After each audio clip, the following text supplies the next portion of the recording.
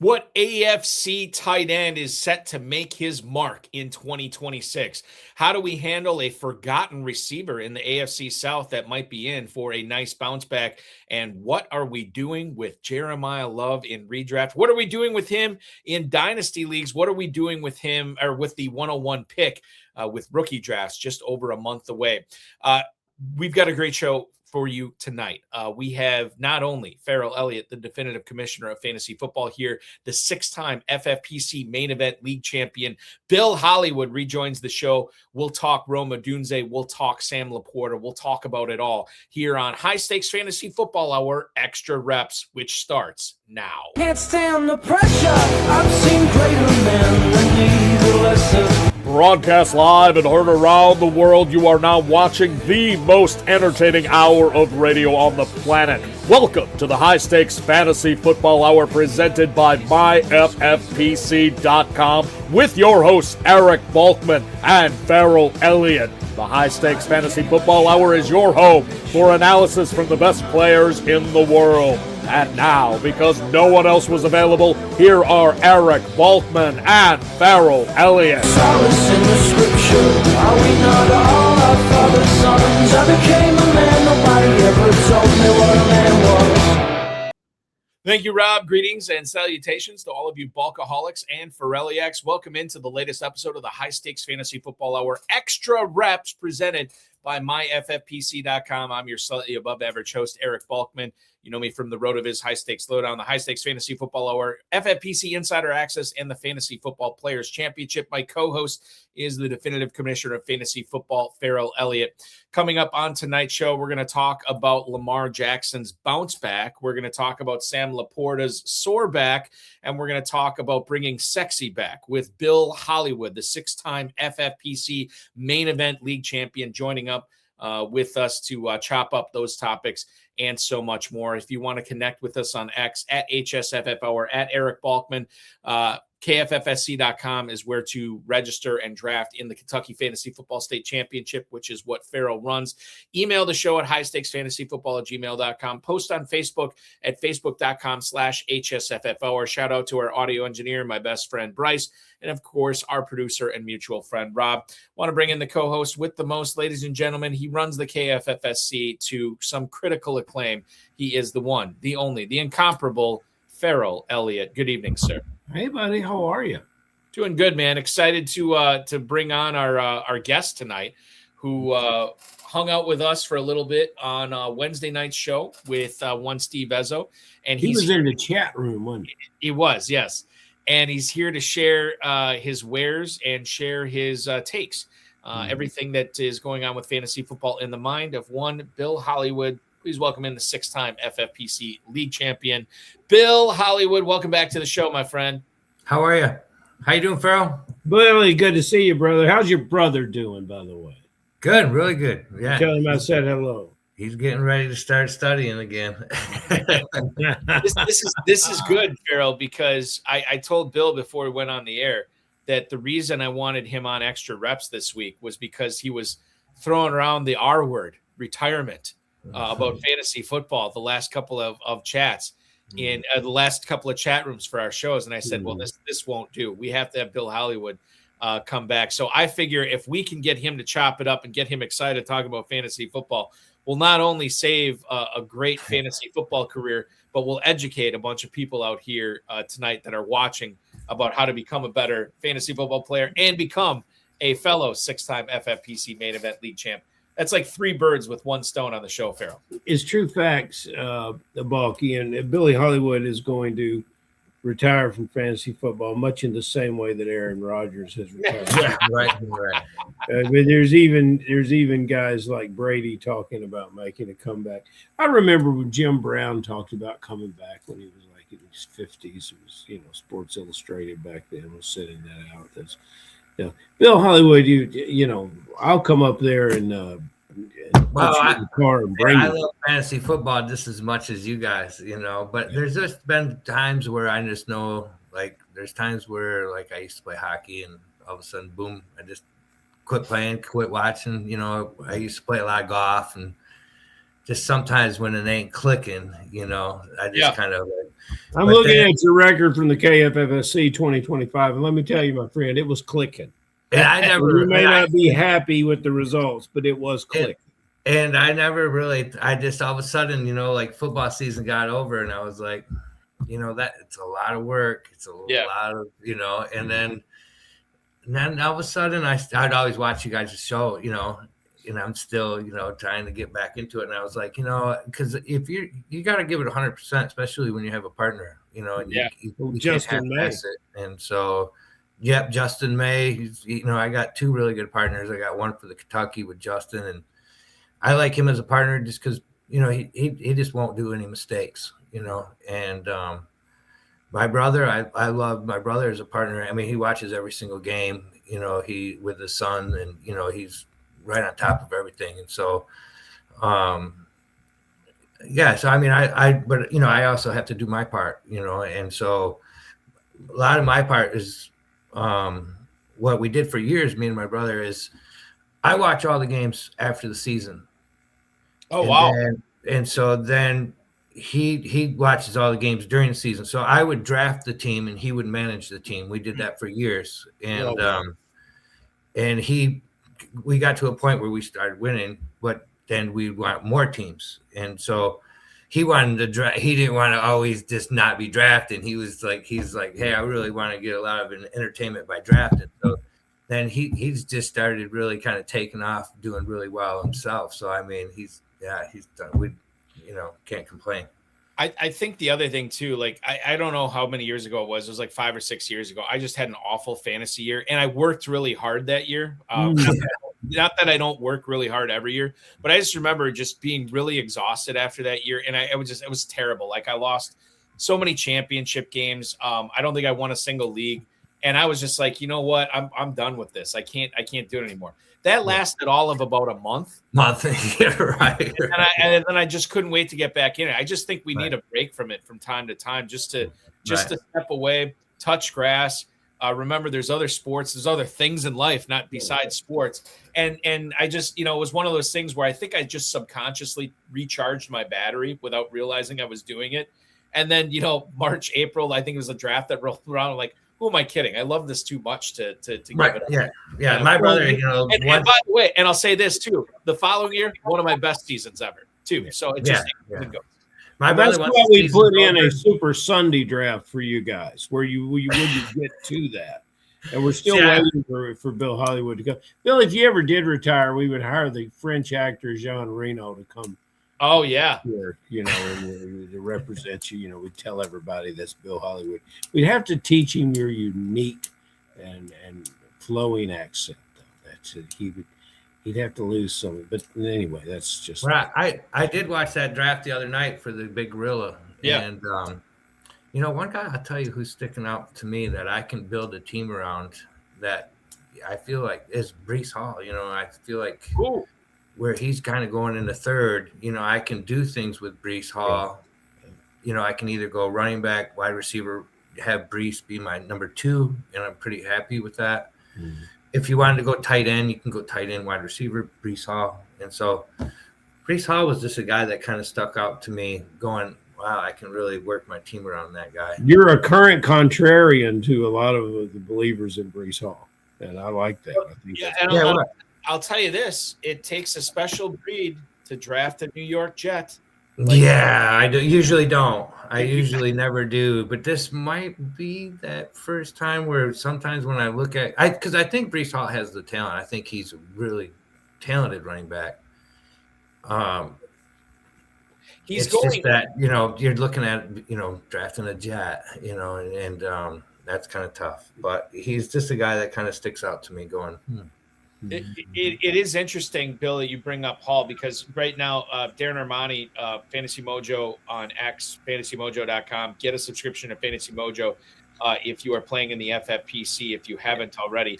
He's got him in the Big Gorilla over the last week and a half on average at the 309, which means you could start off your draft technically with Jonathan Taylor, Amon-Ra St. Brown, Brock Bowers, 3 different positions to go with Breece Hall there. And then in the second round, you could go with Justin Jefferson or James Cook or Amari Hampton. I mean, I guess technically you could. Well, so yeah, if you go with Loveland, but you'd have to overdraft him. I feel like there's a difference in the FFPC when you can have like a guy like Kyron and wait just a little bit longer, right? But he's a guy that might be able to get you 2 touchdowns, but he can lay you up an egg.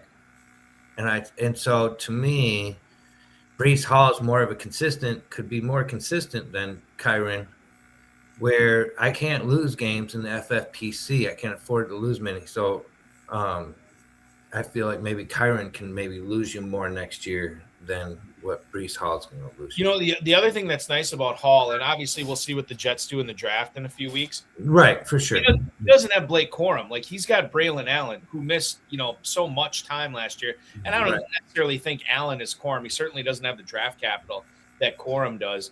And now if the Jets draft somebody, okay, then we have to have another conversation. But right now, I mean, that's Hall's backfield. But two is I look at the running backs that they can maybe draft, and like, do they compare to Breece Hall? Like, are you going to take him? Yeah, that's my point. Yeah, I mean, he's still going to be the guy, and quite frankly, he does, like, the bullets he's dodging in this NFL draft are probably by and large relatively small. So he's looking pretty good, and he might have a long-term extension with the Jets prior to July as well. So I don't know. Walkie, where is Walker going in the draft?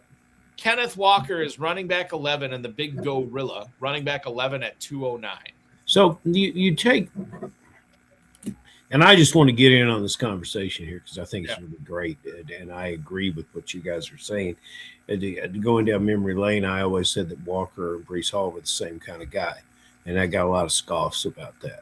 But Walker has proven to be a back, and I still believe in Breece Hall. So you take now that they flipped in the draft. I think when Breece Hall came out, second rounder as a rookie player, and Walker was maybe a 7th or 8th rounder. But the talent is still there, and Bill Hollywood, I applaud. If I had a cap on, I would tip it to you. You're the first guy that's come on the show here in 2026 and beat the drum for Breece Hall. And I think you're doing it in the eloquent and well-prepared way. I think if Breece Hall maybe didn't get hurt that year, he would have been the number 1 guy on the whole board. Mm-hmm. Yeah. And that's the talent he has, So, I mean, but like you say, he's the Jets. Are they going to be any good? Are they going to score a touchdown? Are they going to be in the red zone? A lot of ifs, But when I just look at Hall when it comes to maybe wins, maybe I can work around Hall. And when I seen Hall there, I was like, I kind of like that. But and the other thing to consider is this is where he's going right now. His ADP could move up, when we're drafting in May or July or what have you. And I don't really know if I see it moving a whole lot. I don't either. Right there, mid to late third round.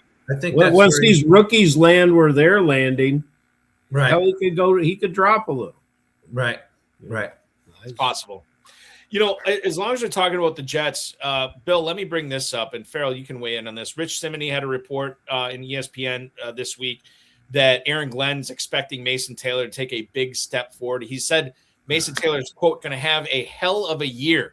Now, if you remember last year, Mason Taylor was out the last month of the season. He had a neck injury, but it sounds like that's behind him, which is good. He did have several games where he had numerous targets, including one game where he had 12 targets, had 8 a few other times as well. Only had 1 touchdown. Touchdowns are not sticky. But when you consider everybody else who's there right now, it's Breece Hall, it's Garrett Wilson. I mean, I don't have a whole lot of great things to say about Adonai Mitchell.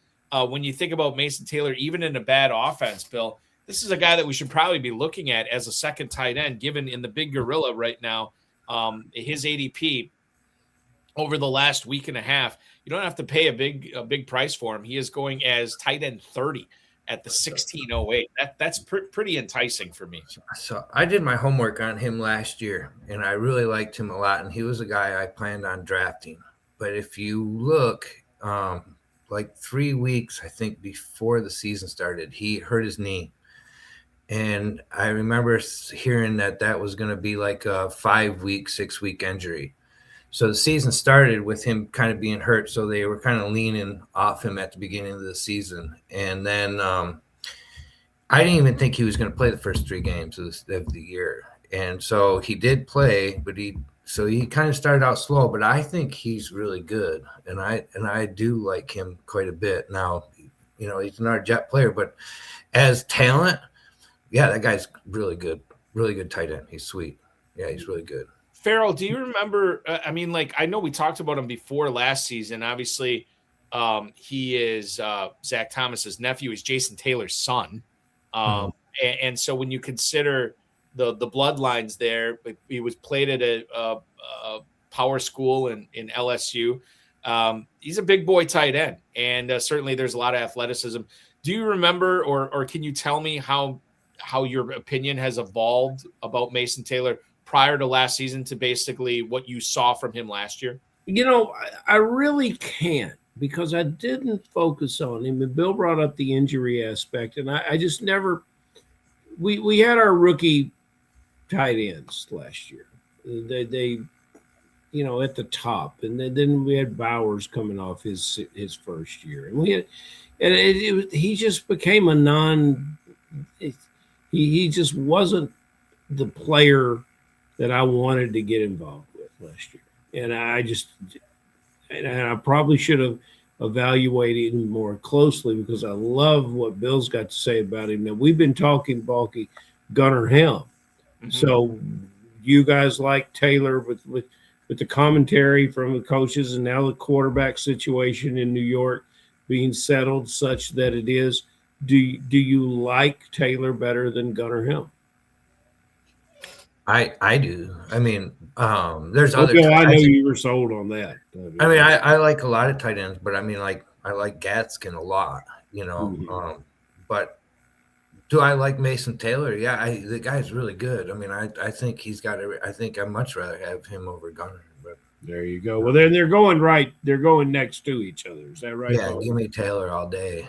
Yeah, I'm looking it up right now as far as where these. So I say Mason Taylor was tight end 30, right? Mm-hmm. In the Big Gorilla. So if you look at Gunnar Helm, he's right after him actually, tight end 31, 17 round. So they're very, very close. I think as volume drafters as we are, I'd be peppering about half and half. Although Bill, it sounds like you like Taylor significantly better than Helm. Yeah. Yeah. Okay. Yeah.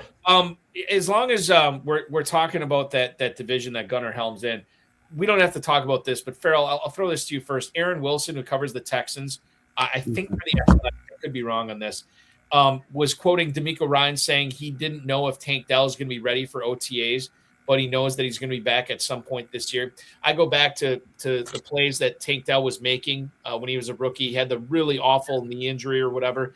I'm not saying you target this guy and make him a part of your core, but Ferrell, doesn't he strike you as more than a dart throw at the end of best ball drafts, given what we've seen from him already? Only at the end of a 26-round best ball draft. That's it. Okay. That's all I can say for him. And I could, I'm in love with so many of the wide receivers coming into the league that I can probably look past him now. Look past him. I'm kind of hoping they get that Eli Stolvers, that tight end. Yeah. There's a player. I think he would fit really good in Houston. That's the guy who I'd like to see them draft. He's coming up. There's a lot of people talking about him lately. Yeah. Like there's a lot of steam coming up with Eli Stowers, and not to the point of where he's rivaling Kenyon Sadiq as the number one tight end in this draft. But I will say that if Stowers does get second round draft capital, we're going to see some fireworks in Dynasty Rookie Draft weekend. I think he will. And, New Mexico State and Vanderbilt, two football powerhouses right there. But he's a situation where for those teams, he was often the best player on the field. Yeah. I like, Stowers and the running back from Kentucky, whose name is escaping me now. But both those guys were on that New Mexico State team together.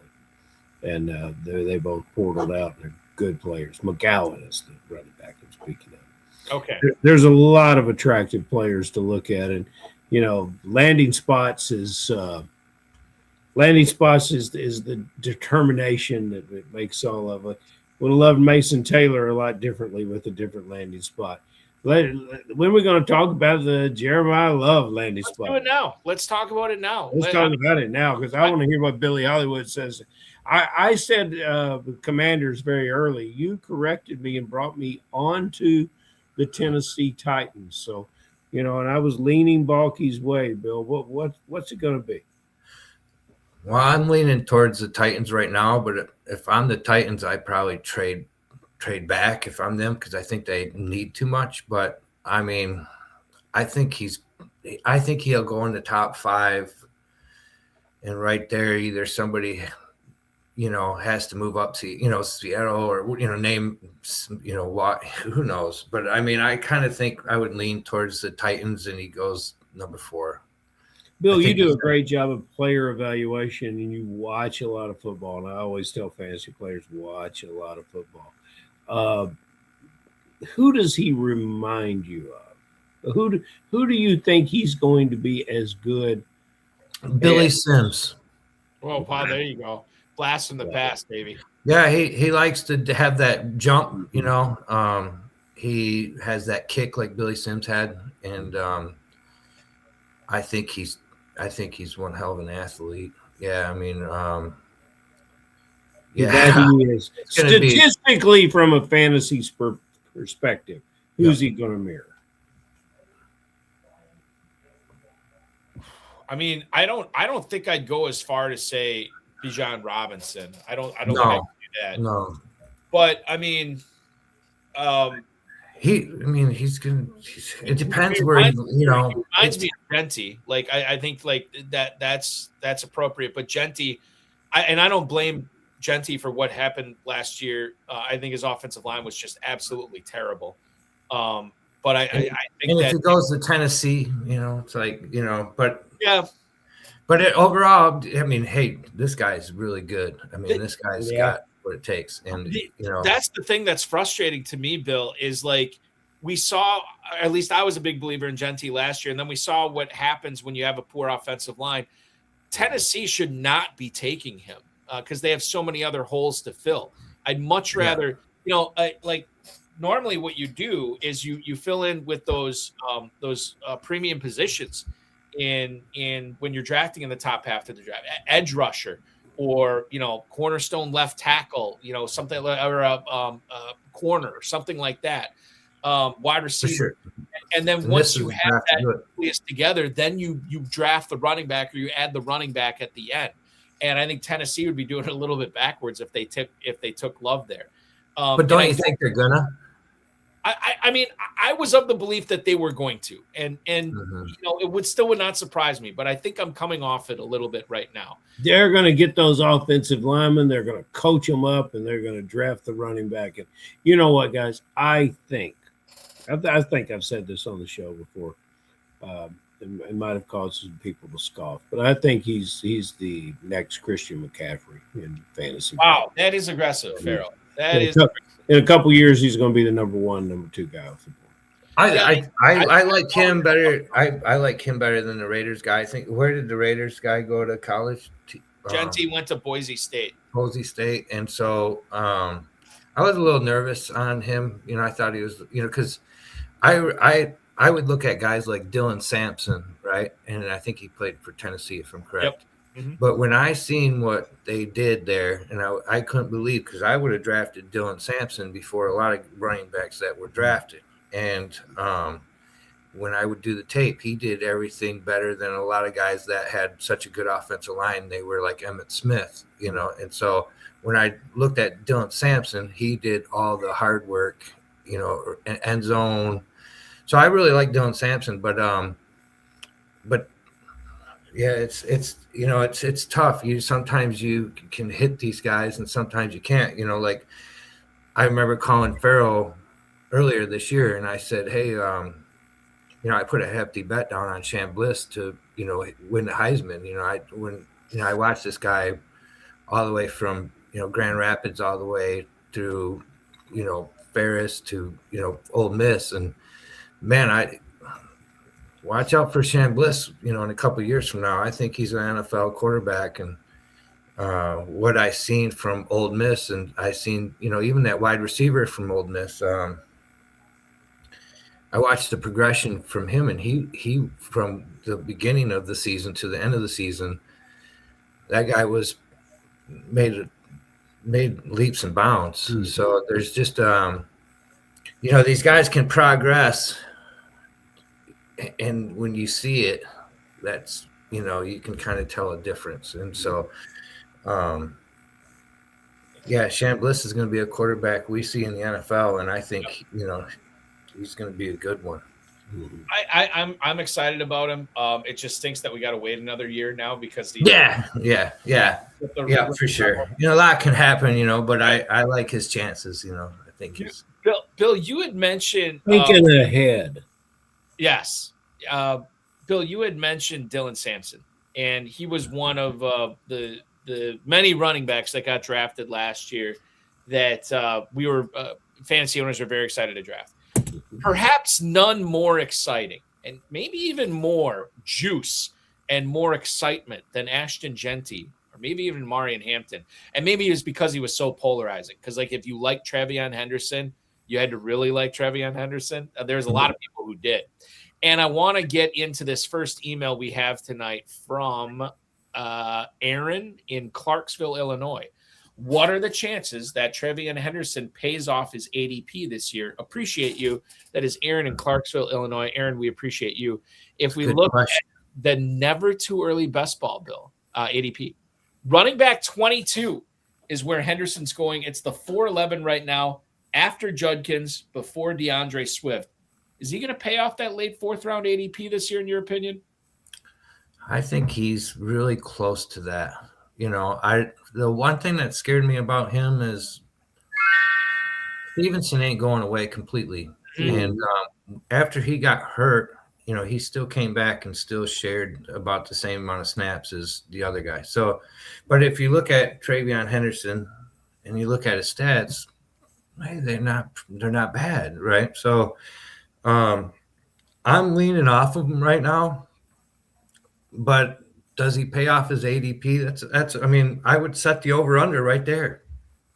So, probably a guy I'm leaning off, but I think he's decent. I'm probably just not a guy I'm looking for. I'll say this in regards to Henderson, Ferrell. I'll let you weigh in. He's going after Scadaboo and Judkins. Scadaboo is a guy that I kind of liked, but the fact that the Giants are still being mentioned in the same breath as Jeremiah Love is frustrating after they pursued Kenneth Walker in free agency. So I don't know what that current regime thinks of Scadaboo. And right. Judkins came off that nasty ankle injury last year. So I don't know what kind of shape he's going to be in the start of the season. Perhaps good, perhaps maybe not as good. Dylan Sampson looked pretty good in his stead last year. And then you have Henderson. And then after that, you have Swift sharing a backfield with Monangai. You have Montgomery going to the top. And I know that they went to they upgraded the offensive line, but you still got Woody Marks catching passes. Bashal Tootin after that, who's sharing a backfield with Chris Rodriguez. I don't know, with the electricity, the explosivity, if that's a word. I like that word. Explosivity for TreVeyon Henderson. At the end of the fourth round, I think there's a lot to like there, and Bill might be off him a little bit. I think I might be talking myself into him at this point. Wow, I can't say I'm completely off of him. No, but you're leaning. You're leaning away. You're leaning. Yeah. Bill, I think if you look at what he did with what he got, he made the most out of the opportunities he had. Less than 200 carries, but almost 1,000 yards. One thing, damn near double-digit touchdowns. He did so much, given the carries that he had. I really like the player to have a slightly bigger role and slightly bigger numbers. I think you can't go wrong with this player, despite the fact that Stevenson is there. And in some ways, that might help him and keep him fresh. I don't think guys that carry the ball 250, 60-plus times are generally going to average 5 yards a carry. But this guy does. Right. And he's, he's got a burst. I mean, he's that's where I say, like a guy with Breece Hall, I can work around a guy like Breece Hall, so I just don't know if I'm willing to draft him or not yet. Henderson had 1,130 combined yards last year, rushing and receiving. Did hit double-digit touchdowns as well. Now, to Bill's point, I'll say this. He did have 2 different games with 140-plus yards rushing, and in both of those games, he had a pair of touchdowns. So if you take it, you should say this about anybody, I guess, but you take away his 2 best games, all of a sudden those stats don't look all that great. But he did do them. He did put them up. And I certainly understand the trepidation for Henderson this year as well. I think I'm with Bill. And Bill and I are kind of saying the same thing. I think we both think he's very close to paying off at 4.11 ADP. But Bill's probably on the bearish side. I'm on the bullish side, which is fine, because it's all range of outcomes. Yeah, I mean, he's like I said, I like the player. It's just that I don't know what his complete ceiling is. I can't get that. Is there a situation that exists, Bill, where you would draft both New England running backs, considering the wide variance of their draft positions? No. And you don't do that a lot, but you were saying something earlier about a unique way you have of working with handcuffs. Talk to us about that. Well, if I'm taking a number 1 running back, I didn't last year, but I'll be damned to tell you, I'm in a redraft. I'm going to back him up. Number 1 running back being a first round. Yeah, and even if I have a bye, like for instance, last year Carolina had a bye week 14, so I thought Hubbard and Rico were both a pretty good steal. So you can back up, or you just need to back up one of your running backs. I don't care who they are, really, exactly. But I like to at least have a little depth back there by a backup, especially if he's my number 1 running back. I want to kind of back him up if I think he plays for a team like, Christian McCaffrey, or, that a coach is going to mostly go with that guy. So like, for instance, Bijan, you knew it was going to be Tyler Algier. Mm-hmm. And so if you don't back him up with Tyler Algier and maybe move up around, I think it's kind of crazy, Yeah. But that's just and those players certainly are not interchangeable talents, but there were understanding opportunities. What about if you had a Derrick Henry, a player that I don't think there's a handcuff for, but I agree. But if they're run back. But if they do play on Thursday, I would maybe take a nice nab at one of those guys to, back up just to, see if I can hit him if he does get hurt that game. But I agree. You have to, you don't want to take a backup not knowing if he's going to share duties with the third stringer. Yeah. So like Pacheco, if Gibbs got hurt, is Pacheco going to be it? Is it going to be Reynolds? Are they going to split the duties? So I wouldn't probably really want Pacheco so much as my backup in Detroit. I'm seeing that in the drafts too. Pacheco. I wasn't too happy, so I'm hoping maybe they draft another running back, but I'm not really too happy with Pacheco. I don't know who it was. It was some Lions beat writer. It could have been 20-minute. I'm not sure, but he said something to the effect of don't be surprised if Detroit drafts a running back to be more of the Montgomery, with Pacheco being like a third string type guy on that team this year. So it remains to be seen. I'm hoping the Lions they draft. I was doing some tape on a guy out of Texas A&M, Howell, edge rusher, and when I watched him, he changes games, and so I kind of hope they draft him. That's who I'm hoping the Lions draft. Cassius Howell, opposite Aiden Hutchinson, would certainly not be what the Packers, Vikings, and Bears want to be. Weekend. Yeah, you watched them. Yeah. Speaking of the Bears, let's do another email here for you, Bill, and Ferrell as well. This one comes to us courtesy of Jim in Fort Worth, Texas. How much do you think Rome Odunze's foot injury affected him down the stretch last year? Jim, we appreciate it. Ferrell, I don't know if you and I have talked to Odunze, but I will say this. No DJ Moore in Chicago this year.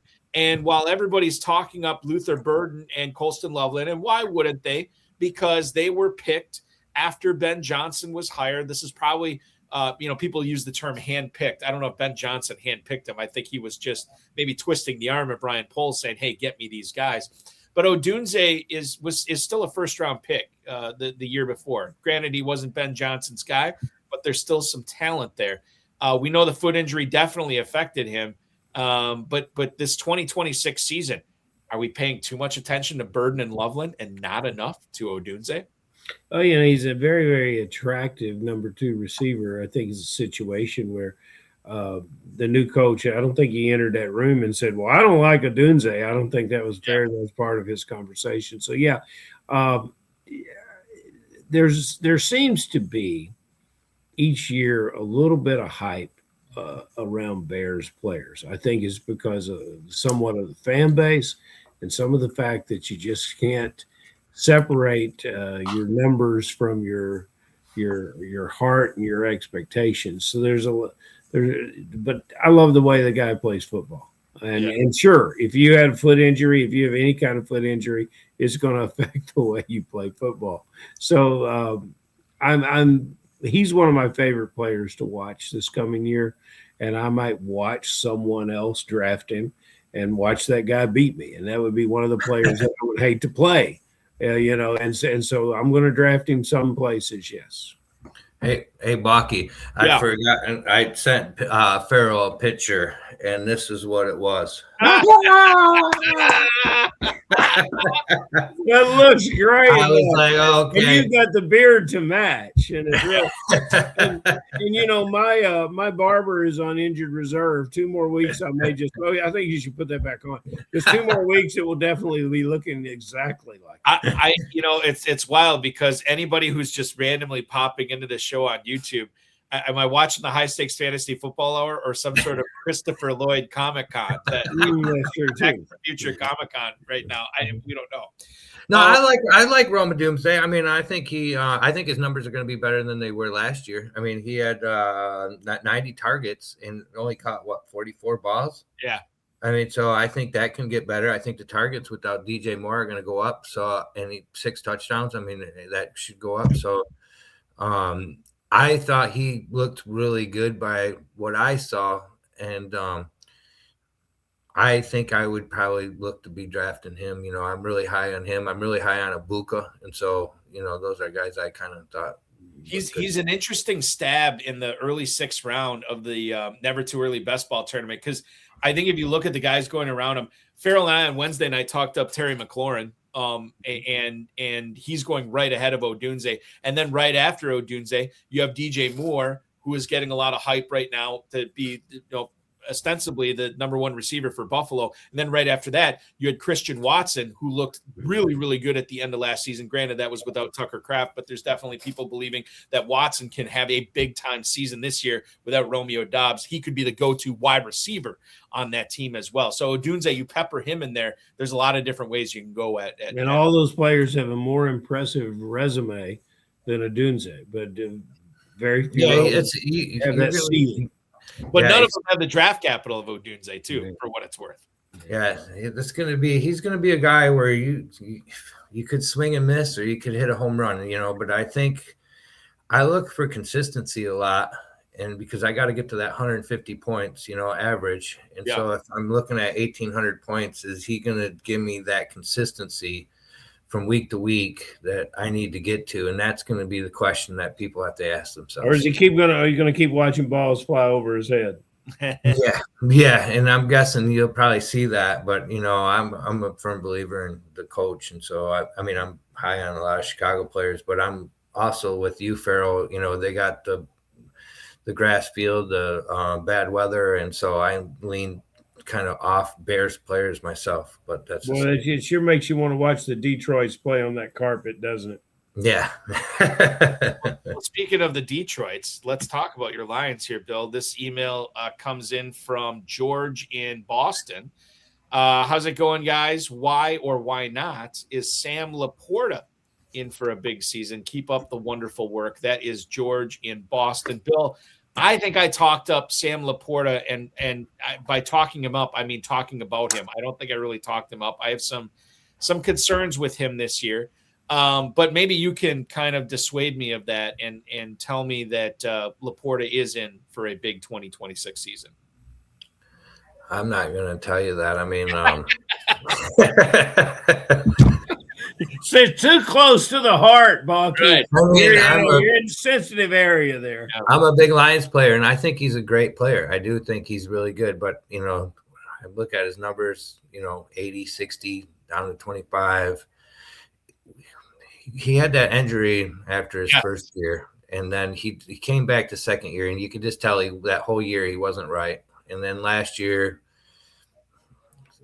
kind of more of the same thing. And so, there's a big group of tight ends out there, and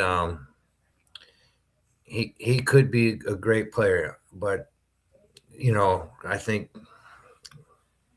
he could be really good. I'm not really confident on it right now. You got to hit it in the FFPC, Bill. You got to hit it. I'm worried about the back injury unless I start hearing some positive stuff. And granted, it's only April. There's plenty of time for me to hear, like, oh yeah, it's totally healed. He's great. He's doing all this stuff, full go. Then I feel better about it. But I do know the investment that they made into Tesla, and maybe we see more Tesla, Williams, and St. Brown out there at the expense of Laporta. Maybe not. I don't know. Bill, I don't know if you heard, but Michael Pittman played last year with a broken back. He did. Yeah, I drafted him. I always liked Pittman. I think Pittman's a pretty good player, but I think Pittman's back broke last year under the weight of all the hype Ferrell had been giving him. Yeah, no doubt. Yeah, for sure. Yeah, here I like him, and every week he's pumping him up, talking about Pittman. I'm like, okay. The last thing I want to ask you about here tonight, and I'm not the only one here as we move off of Laporta. Let's talk about a quarterback here. Long Island is where Dennis lives, and he sends us that email from Long Island. Dear Balky and Ferrell and Bill, obviously, as I'll throw this to you as well. Do you feel like Lamar Jackson is being undervalued in the never too early FFPC tournaments? Thank you for the email, Dennis. If I look at my handy dandy Mojo ADP, I can tell you guys that quarterback 2 is where he's going right now, perhaps, but not till the 502 for the never too early. That's pretty early. I thought he'd seen him going that round about the 6th round. So maybe the question is, are FFPC owners valuing him too high? Given that, devil's advocate on Lamar Jackson, new head coach, new OC, coming off the injury, he's on the wrong side of 30 now. I mean, there are some at least pink flags or yellow flags rather than red flags on Lamar Jackson here. And Ahsoka, early 5th round pick into him as the second quarterback off the board. Bill, I don't know. I mean, you're the king of like being good stewards with your draft capital in fantasy drafts. I don't know if that's being the best steward of building a team to draft Lamar Jackson that high. I've been a Lamar fan for a long time, but last year, I don't think he's over 30. I think he's younger than. Is he right? Okay, maybe I'm wrong. I thought he was like 20 or 29, but I thought he was still pretty. I think feels like he's been in the league forever. He just turned 29 in January, so he'll turn 30 in January. There you go. Okay, so Walkie thought Cousins on Wednesday was 40. He thinks I'm 74. He thinks I'm 74. He's aging everybody, Bill. But you have the spirit of youth, so he's not picking on you. But I'm gonna have a hard time drafting him. I did when I really did the eye test, and I just didn't. I seen some things that I just didn't like, and so I might, for the first time ever, start leaning to go quarterback a little bit later this year for the first time. But I do really, I love Buffalo's quarterback. I like going quarterback kind of a little bit earlier than most people maybe like to. But I want, like some quarterbacks will lose you the year because. Like I always just say, Phillip Rivers, never draft him because he has so many bust games that, you can't win. So you got to have that quarterback that gives you that consistency. And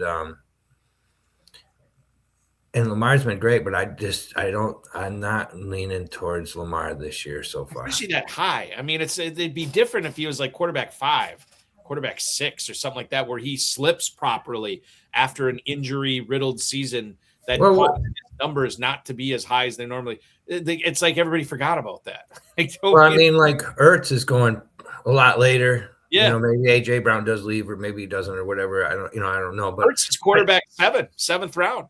I look and I go, wow, geez, I can get these other quarterbacks, and how much different are they going to be? I got a question about your Detroit Lions quarterback. I love one of my biggest days in football is when they announce the schedule. Because I love your Detroit Lions running back because I want to draft him and I want to start him at home. I want to start him in Detroit. I don't blame you. Yeah, and then I can figure the road out with someone else. And if I can find somebody, in the double-digit rounds that compares and has a favorable schedule, as much as we can predict the schedule. But I really don't care who comes in to play Detroit in Detroit. I like Goff's situation, and it makes for a happy Thanksgiving. Yeah. I like Goff. I mean, I think he's a solid player. I think he can read defenses like a genius. I mean, the guys can do that. I mean, they like throwing touchdowns, and so they can light up scoreboards, and so. He's, I kind of like Goff, he's a good player. The guy I'm leaning way off of is Stafford. I think he's in for a really bad season. And so I'd much rather have a guy like Dak or, way over like probably Dak anyway over Stafford, but Stafford's a guy I'm not in at all. I would be in danger zone if you have Stafford, I think.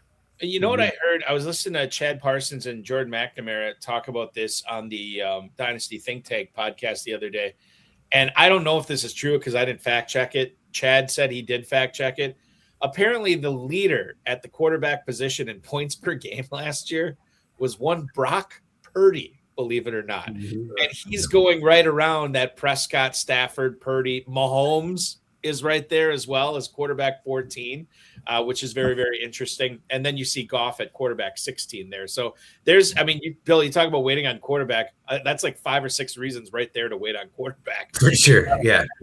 Stafford, who I know you're on. You might, since you see all that, you might even see Buffalo's quarterback start to go a little bit later just because of that. And so I wouldn't mind seeing him. I wouldn't be surprised you start seeing him drop maybe,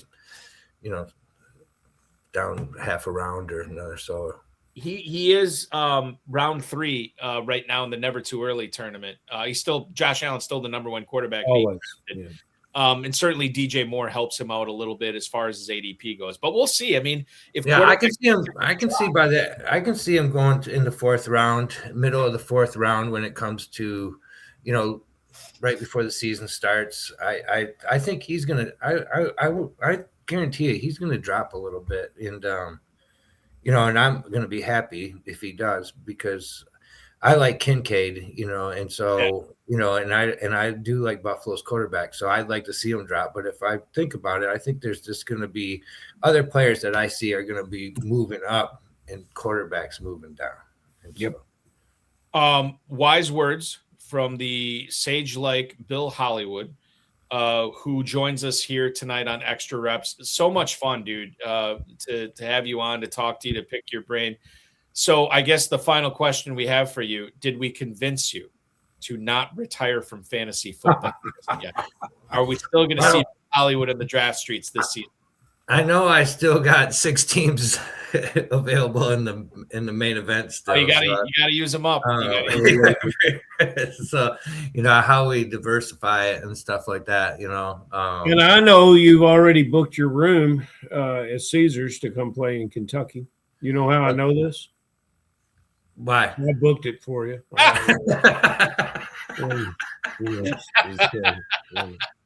Bill, do not be a stranger. Good luck. I will wish you good luck in all your drafts this year, and hopefully we see you again real soon. Thanks for coming on the show tonight, man. Really appreciate it. Thanks for having me. Appreciate it. Having fun, guys. Absolutely. See you, Billy. Thank you, Bill. We'll see you. That is Bill Hollywood, the 6-time FFPC Main Event League champion, joining us tonight for some fun, frivolity, and a little bit of fantasy football. Don't you love him? Don't you just love him? He helped me tonight. He's got me understanding a little bit more of the drafts that I've been doing. Yeah. Why players are going in certain places. And that's what we strive to do on this show. And help me. If you want to put that to good use, check out the Kentucky Fantasy Football State Championship main event, Super Sweet 16, or the Sweet 16, excuse me. And of course, all the draft masters going on there. There's a format for you at KFFSC.com. Ferrell, I will bid you adieu. Enjoy. I would say the week off next week, but I know you're not off. The week of work, but when I do return to you, Balky, on the 15th, we're going to have a major KFFSC announcement. Oh my goodness. I cannot wait. Counting down the days for that. Less than 2 weeks away from that big Kentucky announcement. Thank you so much for carving out some time again tonight, Ferrell. I will talk with you again in a couple of weeks. My pleasure, Bob. That is the definitive commissioner of Fantasy Football 1, Ferrell Elliott, hopping aboard tonight. I want to thank Bill Hollywood. I want to thank Ferrell Elliott, the FFPC, Rob Bryce, and, of course, each and every one of you. Next week, HSFF Hour will be back with myself and a special guest co-host since Ferrell will be off. Thursday night, and by the way, in case you missed Insider Access last night with myself and Bob Harris, that was a lot of fun. Check that out. Football Guys and SiriusXM's own Bob Harris joined me for 2 full hours of fantasy football. And coming up on FFPC Insider Access next Thursday night, I know I booked it. I just got to give you who it is coming up here so you have something to look forward to. It is going to be Drew Davenport, also from Football Guys. So you get back-to-back Football Guys on, and it'll be good to get some legal clarification on Puka Nacua, Rashi Rice, and more once we have the legal brief. Drew Davenport himself joining me on Insider Access next Thursday. And then next Friday, we'll have another Extra Reps episode for you as well, live at 10 p.m. Eastern time. That will be a lot of fun.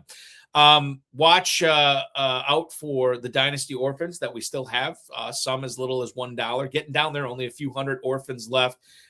Check that out if you want to play fantasy football year round. Never too early Superflex Best Ball Tournament, never too early Best Ball Tournament available. $10,000 and $40,000 grand prizes respectively. Just $35 to enter that Superflex tournament as well. The Big Gorilla is back. A $1 million grand prize, just $350 to enter. How can you go wrong? 7 Bananas promo is live. The early Rampage tournament is live as well. 2 tournaments for the price of 1 entry fee. Details and registration available at myffpc.com. And if you're always looking to play high-stakes fantasy football, but the entry fee was just that barrier keeping you out, check out the Baby Gorilla. $125 to enter. You're still eligible for a $100,000 grand prize. Exact same format, rules, and setup as the Big Gorilla. All available at myffpc.com. Remember to like this video, subscribe to this channel, comment on the video, share with your friends, share with your enemies, and get notified each and every time we go live, which will be next. Oh, I forgot. Next Tuesday, RotoViz High Stakes Lowdown is live for April.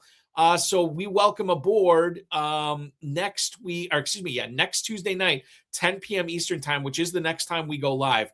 We will have on one Mike Stevnicki will join. I think that's his debut on the High Stakes Lowdown. I know he's been on the HSFF Hour before, but Mike Stevnicki will be joining me to talk some dynasties, some best ball, a lot of good stuff coming up from him. That will be Tuesday night, 10 p.m. So it's a 4-show week next week. Stevnicki on Tuesday, HSFF Hour on Wednesday, Davenport on Thursday, Extra Reps on Friday. It's going to be a baller week.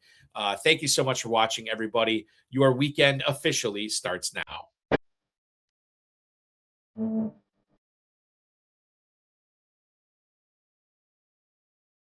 This has been another episode of the High Stakes Fantasy Football Hour presented by myffpc.com. It was broadcast live and was watched around the world. Balky and Ferrell will be back next week with more analysis, more interviews, and more advice from guests much smarter than they are. Thanks for watching, and we'll talk with you again next week. Just a reminder, yours truly will be in the Big Gorilla draft rooms this weekend. So hopefully you can draft some teams. We're coming up on the NFL draft, some pretty good value out there. ADP is going to shift soon. Get in before it does. Draft in the Big Gorilla, win $1 million with the FFPC. Do it so this weekend. Thanks, everybody. Have a good one.